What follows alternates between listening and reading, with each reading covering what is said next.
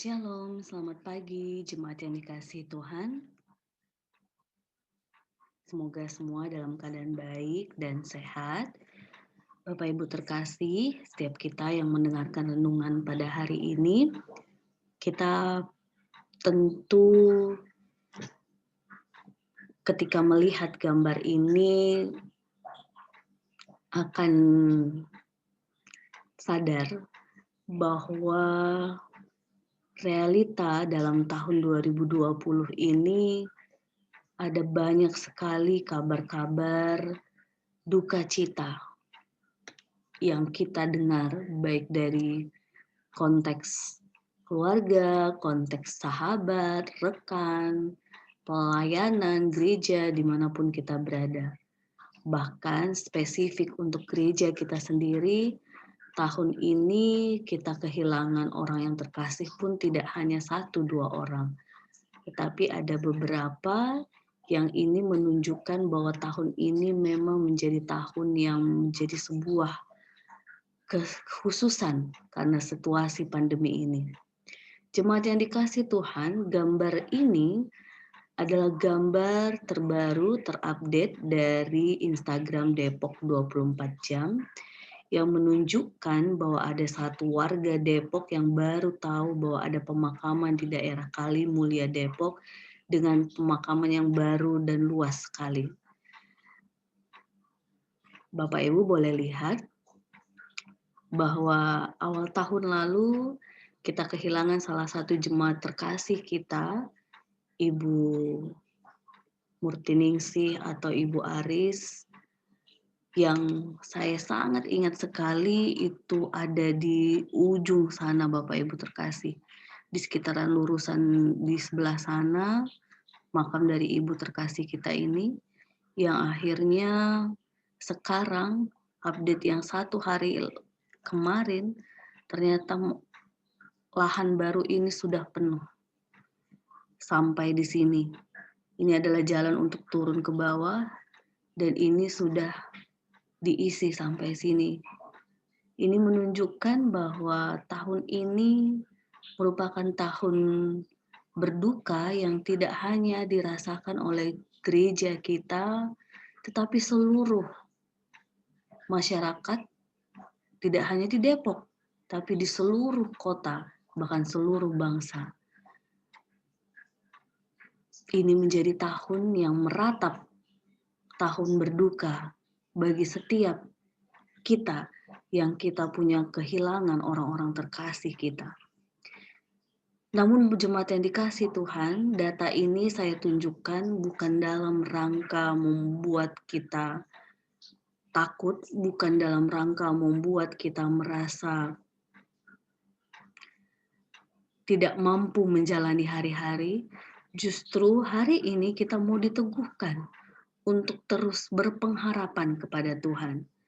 Seperti bacaan kita hari ini, Yeremia pasal 31 ayat 15 sampai 17. Ada bagian yang menegaskan dan menguatkan umat saat itu ketika mereka sedang menghadapi ratapan yang luar biasa. Saya bacakan untuk kita semua. Beginilah firman Tuhan. Dengar, di Rama terdengar ratapan, tangisan yang pahit pedih. Rahel menangisi anak-anaknya. Ia tidak mau dihibur karena anak-anaknya, sebab mereka tidak ada lagi. Beginilah firman Tuhan. Cegahlah suaramu dari menangis dan matamu dari mencucurkan air mata, sebab untuk jerih payahmu ada ganjaran. Demikianlah firman Tuhan. Mereka akan kembali dari negeri musuh. Masih ada harapan untuk hari depanmu. Demikianlah firman Tuhan. Anak-anak akan kembali ke daerah mereka. Jadi jemaat yang dikasihi Tuhan, konteks bacaan ini, situasinya mereka sedang meratapi kehancuran dari kerajaan Yehuda saat itu. Bangsa ataupun Yerusalem yang menjadi kebanggaan mereka. Dan bagaimana mereka yang sudah terpecah antara Israel dan Yehuda, dan akhirnya mereka mengalami sebuah ratapan yang luar biasa. Di sini Rahel menangisi anak-anak yang bukan hilang ataupun meninggal, tetapi anak-anak yang terpencar, terbelah, dan tidak ada lagi di konteks kota mereka, tapi berada di tempat bangsa yang menjajah mereka, bangsa yang menghancurkan mereka, sehingga Rahel menangis. Akan sangat fatal ketika kita memakai ayat ini untuk membenarkan bahwa memang ya, ketika berduka kita tidak boleh menangis. Bukan jemaat yang dikasihi Tuhan. Tetapi bagian ini bukan dalam konteks kedukaan hilang secara fisik, tetapi konteksnya adalah mereka terpisah, mereka tercerai-berai yang akhirnya firman Tuhan lewat Yeremia saat itu menegaskan, ia menguatkan mereka, memberikan pengharapan kepada mereka bahwa mereka nanti suatu saat akan kembali dari negeri musuh yang sudah menghancurkan mereka, kembali ke asal mereka, dan kembali membangun kehidupan mereka di dalam Tuhan. Jadi jemaat yang kasih Tuhan, ada satu hal yang menarik dari Nabi Yeremia ketika dia sudah melakukan banyak peringatan kalau kita baca di pasal-pasal sebelumnya, tetapi umat tidak mendengarkan dan kehancuran itu tiba. Yeremia terus tetap meneguhkan umat untuk berpengharapan.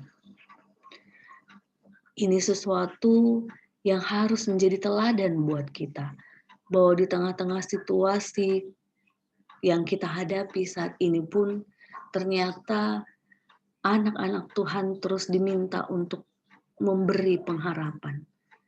Bagaimana cara kita memberi pengharapan di tengah-tengah situasi pandemi ini?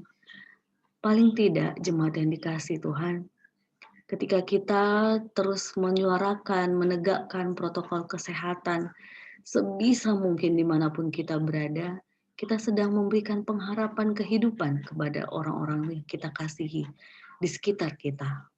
Ketika kita meneguhkan, menguatkan mereka lewat media online, kita memberikan pengharapan. Ketika kita membantu mereka sebisa kita dengan tetap juga menjaga protokol kesehatan, itu juga cara kita memberi pengharapan. Namun bagi kita yang sama sekali sulit untuk membantu, dana tidak punya, daya tidak punya, kita masih bisa memberi pengharapan dengan cara membawa doa setiap orang-orang yang saat ini kita tahu mereka butuh pengharapan yang lebih.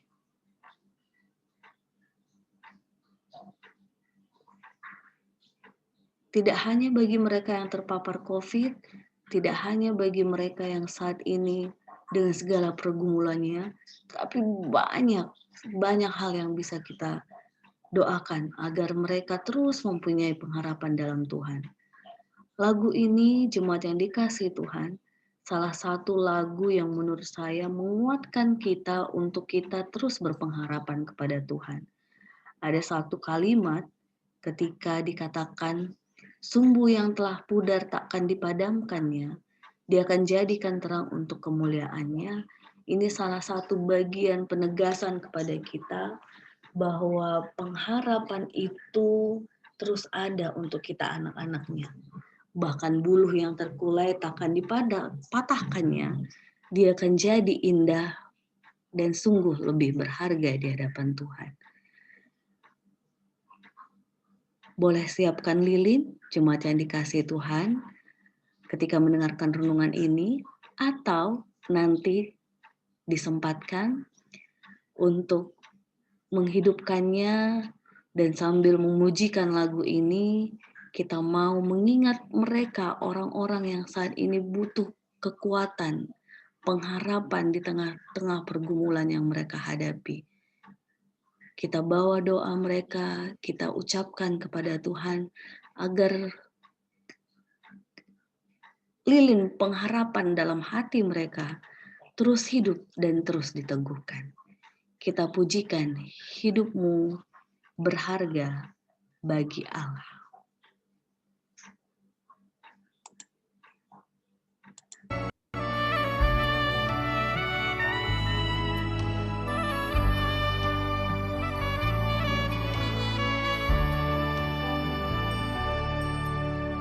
Hidupmu berharga bagi Allah. Tiada yang tak berkenan di hadapannya. Dia ciptakan kau seturut gambarnya. Sungguh terlalu indah kau bagi Dia. Dia berikan kasih-Nya bagi kita. Dia telah relakan segala-galanya. Dia disalib untuk tebus dosa kita. Karena hidupmu sangatlah berharga. Buluh yang terkulai takkan dipatahkannya. Dia akan jadikan indah, sungguh lebih berharga. Suluh yang telah pudar takkan dipadamkannya. Dia akan jadikan terang untuk kemuliaan-Nya.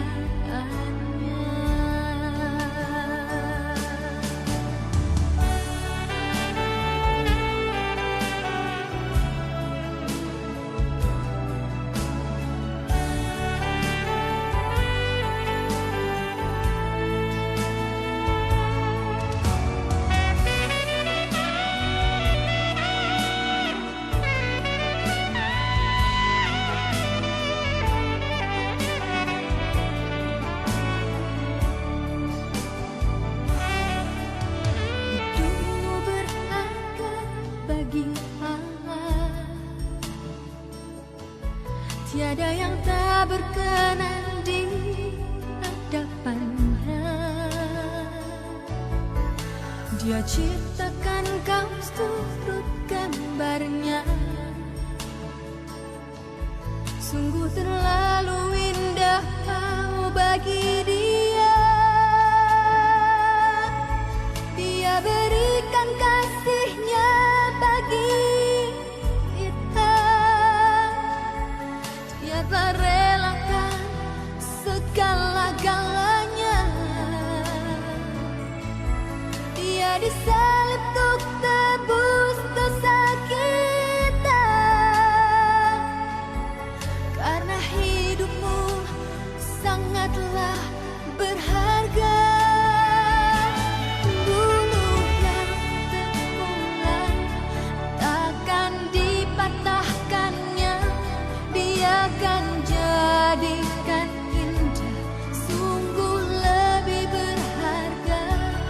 Suluh yang telah pudar takkan dipadamkannya. Dia akan jadikan terang untuk kemuliaan-Nya. Selamat membagikan pengharapan untuk orang-orang di sekitar kita, jemaat yang dikasihi Tuhan. Tuhan memberkati setiap pikiran, perkataan, dan perbuatan kita di tengah-tengah situasi pandemi ini. Dan menjelang akhir tahun ini, kita terus tetap pegang pengharapan kita bahwa semua akan lebih baik, semua akan baik-baik saja ketika kita terus berjuang berjalan dalam terang kasih Tuhan dan bersama-sama mematuhi protokol kesehatan dimanapun kita berada. Tuhan Yesus memberkati. Amin.